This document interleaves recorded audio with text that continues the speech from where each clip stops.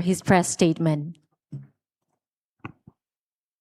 Your Excellency President Prabowo Subianto, distinguished ministers in both the Indonesia and Singapore delegations, ladies and gentlemen, thank you once again, Bapak President, for the warm and generous hospitality extended to me and my delegation.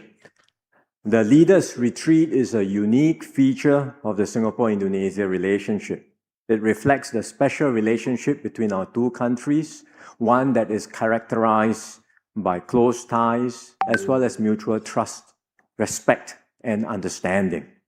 And I'm very happy today to have had the opportunity to have very fruitful, open, candid, heart-to-heart talk with President Prabowo on how we can take our partnership even further.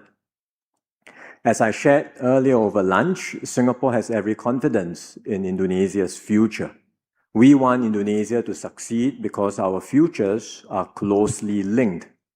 And our confidence in Indonesia is reflected in our actions. That's why Singapore has been investing consistently in Indonesia over many years, and we will continue to do so. These investments are more than just capital flows. They create businesses, downstream industries, digital infrastructure, opportunities, and good jobs for Indonesians.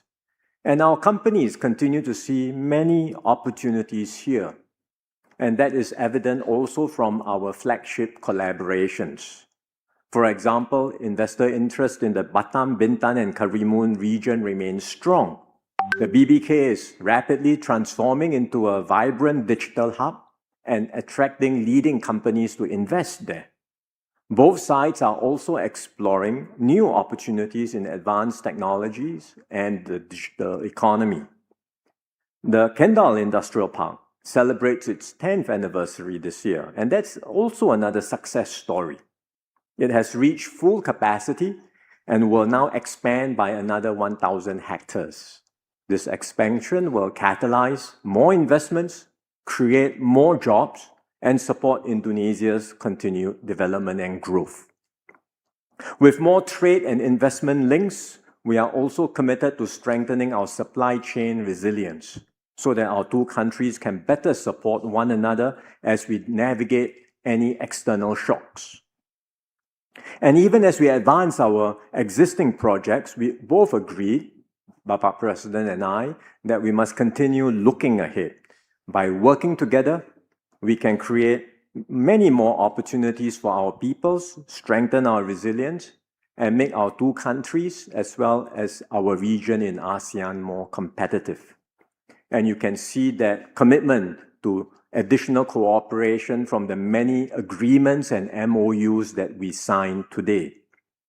Let me just highlight briefly 3 areas where we are doing more together.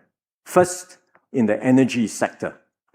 Recent developments in the Middle East have reminded us of the importance of energy security and diversification. Indonesia has tremendous potential in renewable energy, and Singapore would like to partner Indonesia in unlocking this potential. That's why we are jointly constructing one of Indonesia's largest solar projects in Morowali in central Sulawesi. This will unlock a clean supply of electricity to power industries there. Today, we have also signed MOUs between Danantara and Keppel Electric, Sembcorp Industries, and the Singapore Energy Interconnections. And this will provide a clear roadmap for negotiations and discussions between the parties, paving the way for our cross-border electricity project.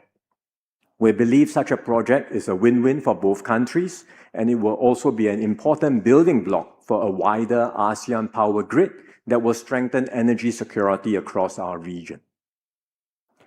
Second, President Prabowo and I agreed to continue deepening people-to-people ties, which are the bedrock of our bilateral relationship. President Prabowo's Garuda Schools program has taken off. We want to promote more exchanges with the Garuda School so that our youths can learn from one another. In fact, our universities welcome students from SMA Taruna Nusantara in Central Java in April this year, and they plan to make a reciprocal visit next month. Such programs build friendships and understanding between our people. And with more people-to-people exchanges, we also look forward to better connectivity. Our carriers have just launched direct flights between Singapore and Pontianak in West Kalimantan last week. We hope to see more flight connections to different parts of Indonesia that will enable tourists to experience the beauty of Indonesia, support business travel, and facilitate more interactions between our people. Finally, President Prabowo and I also agreed to strengthen the institutional links between our two countries. In particular, good relations between the SAF and the TNI foster trust between our two countries. And here I again want to thank and particularly highlight President Prabowo's contributions and the important role he played in fostering strong ties between our militaries when he was Defense Minister. Under our Defense Cooperation Agreement, the SAF and the TNI are exploring the co-development of training facilities in Batu Raja, West Kalimantan, and the Siabu Air Weapons Range. These initiatives will provide even more mutually beneficial opportunities for us to train together and deepen our long-standing defense relations. Singapore will also continue to support Indonesia's development priorities through capacity building programs, including in areas like healthcare and agricultural technology. The President and I also had very good discussions on regional and global developments. We agreed on the importance of ASEAN and ASEAN centrality. And next year, as Singapore gets ready to be the chair of ASEAN, we will engage and consult with Indonesia closely to shape the agenda for our chairmanship year. We also discussed developments in the Middle East and how they have implications for Singapore, especially in the Straits of Malacca. As littoral states bordering the Straits of Malacca and Singapore, both Singapore and Indonesia are strategically aligned. We both share interest in upholding navigational rights and freedoms and keeping sea lines of communications open to all, including the unimpeded right of transit passage of vessels in accordance with UNCLOS, which is also customary international law. So both President Prabowo and I agreed that we will do our part together with the other littoral states to ensure that the Straits of Malacca and the Straits of Singapore remain safe, open, and accessible to all.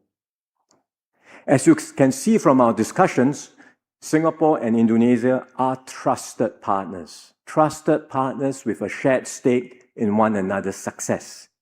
Our partnership is deep, it's forward-looking, and full of potential.